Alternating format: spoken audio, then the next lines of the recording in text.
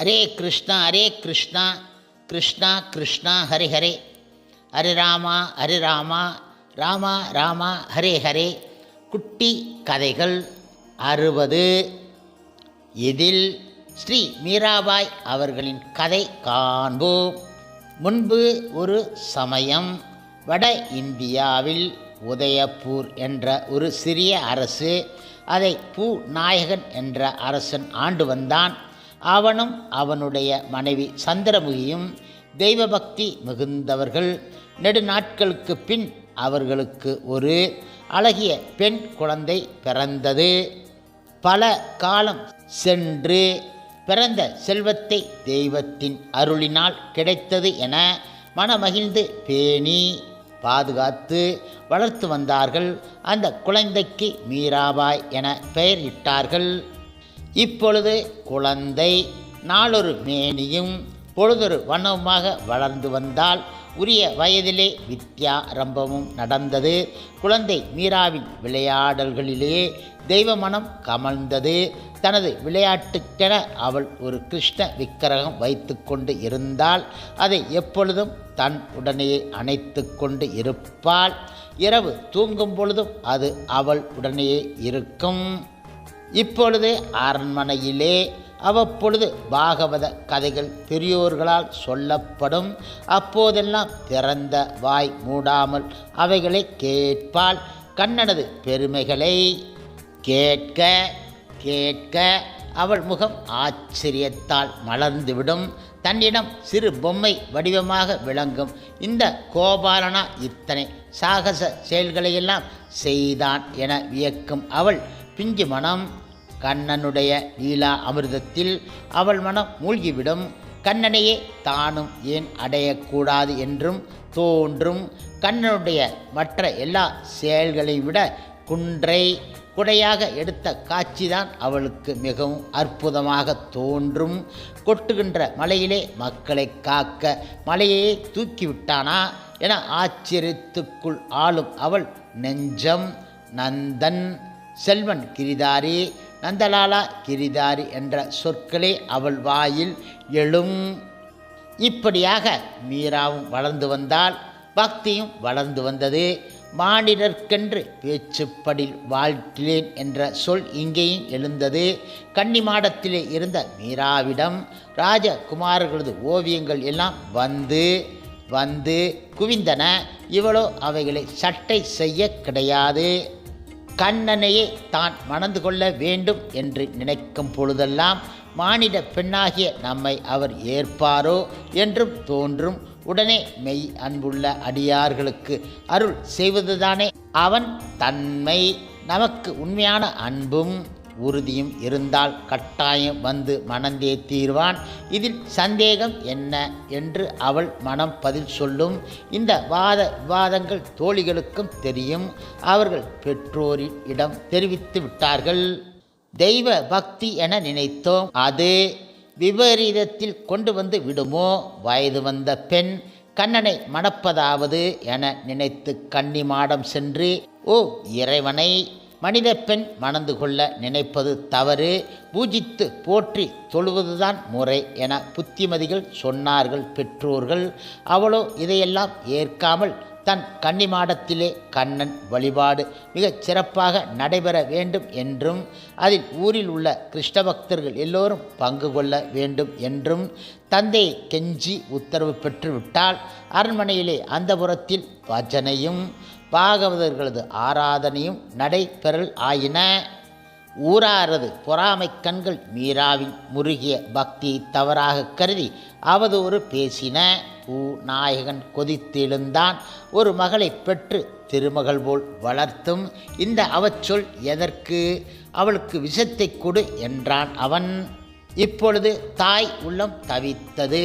ஓ எனது கையினால் வளர்த்த என் செல்வம், தெய்வம் தந்த அருட்கனி, இவளுக்கா விஷம் ஊட்டுவது?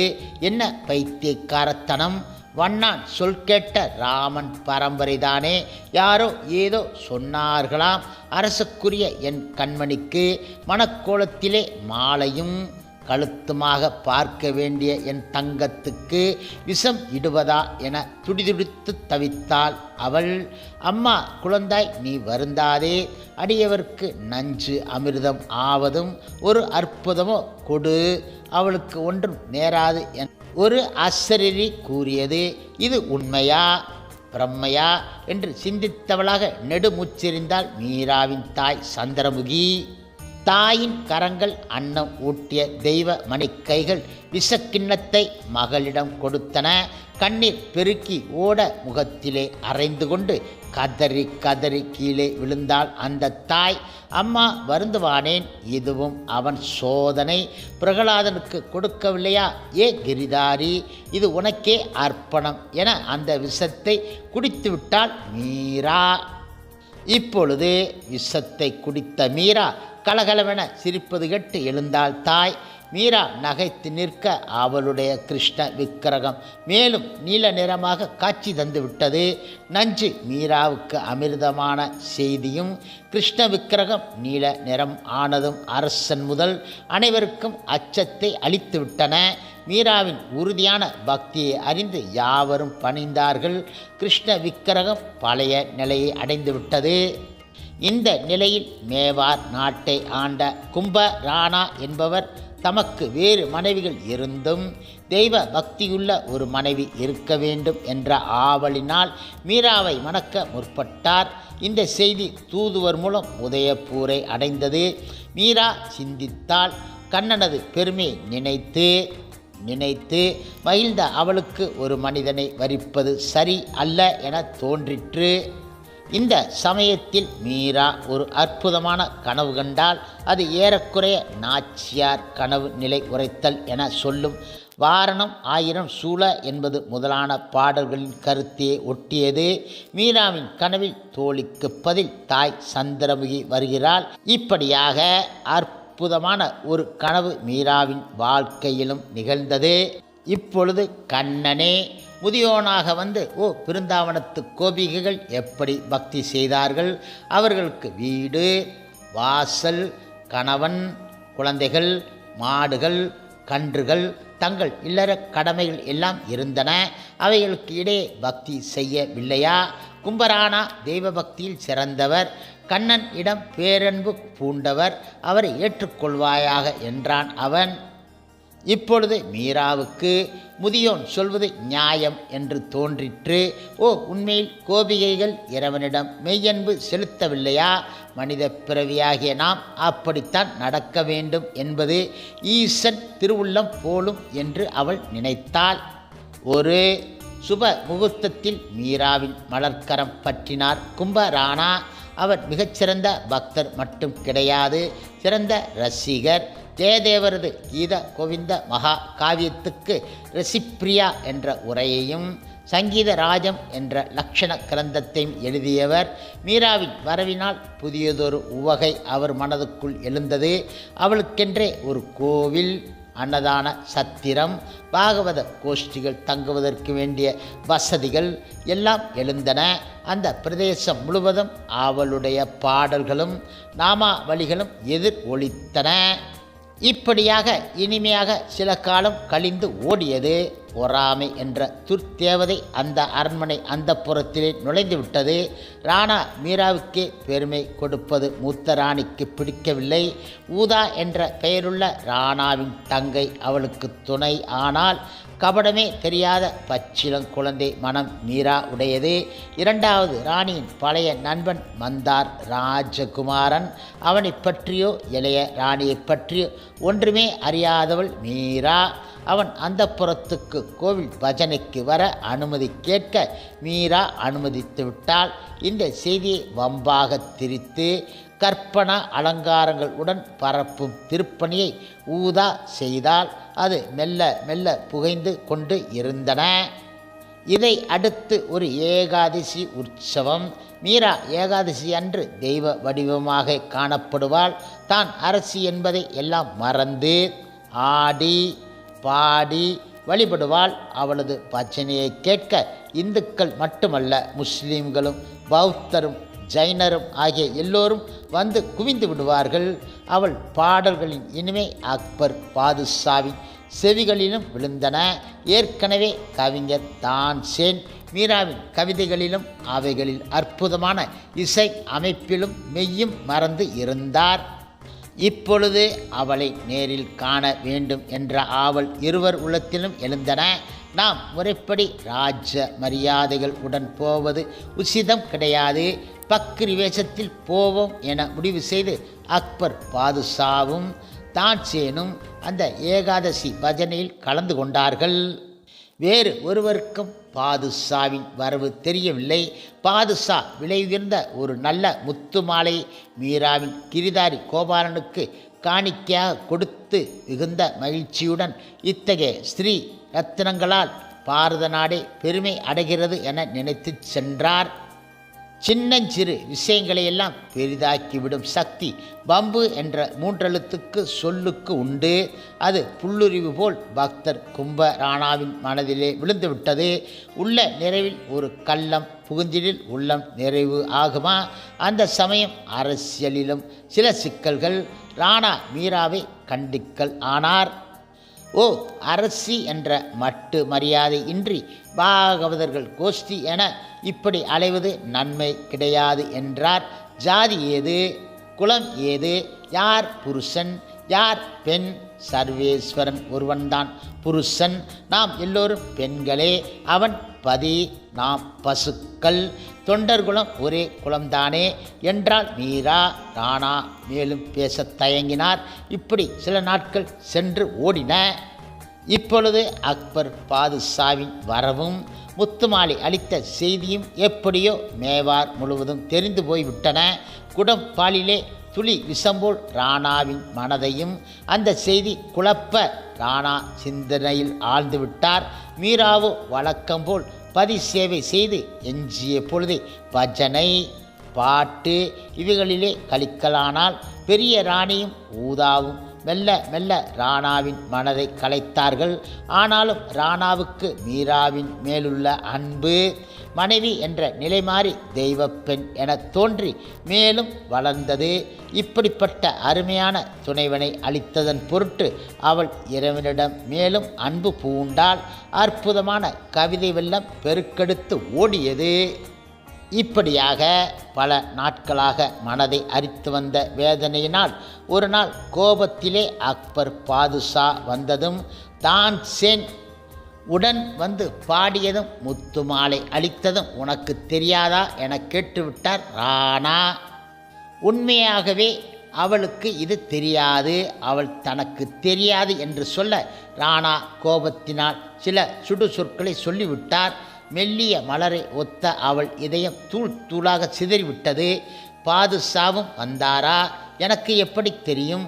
100,000 பக்தர்களும் பக்கிரிகளும் கிரிதாரி நாம சங்கீர்த்தனம் செய்யுமிடத்தில் யார் யார் என எப்படி தெரிந்து கொள்வேன்?